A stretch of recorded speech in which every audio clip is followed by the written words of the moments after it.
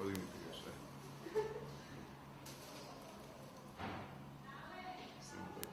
Bio portparol Skupštine opštine od 2001. do 2004. Direktor Centra kulture. Da, do pre 2 godine. Zamenik, sve Da. Sve sam se raspisao. Da. Kriminalci, huligani, ono. Mislim, ja sam čovjek od 5. godine sa Zvezdom. Tako da, i ostaće tako do smrti. Sve znamo vrlo dobro i dobro. Sad na kućno lečenje, za 2 nedelje sam na Marakanji opet. I tako će ja bude do smrti, mislim to. Ništa nećete da se menja. Sigurno.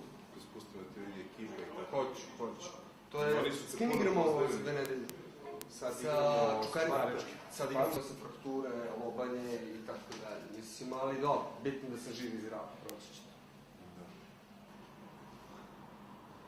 Izražen Miloše. Poštovanje, mi smo iz Futbolskog kluba Crvena zvezda, ovo je naše pitanje, Milijaš. Podobimo grb. Javio sam, čuo sam se s Jadom. Dobri smo bili su.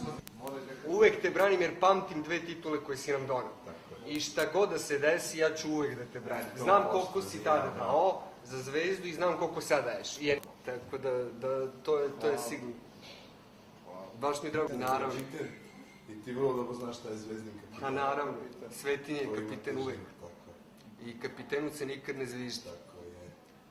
Pa jeste sigurno da je to jako tužno što se desilo posle utakmice i moja je obaveza svih igrača i ljudi koji vole Crvenu zvezdu da pomognu u takvim situacijama i to je razlog mog dolaska ispred kluba, ispred svih svojih saigrača.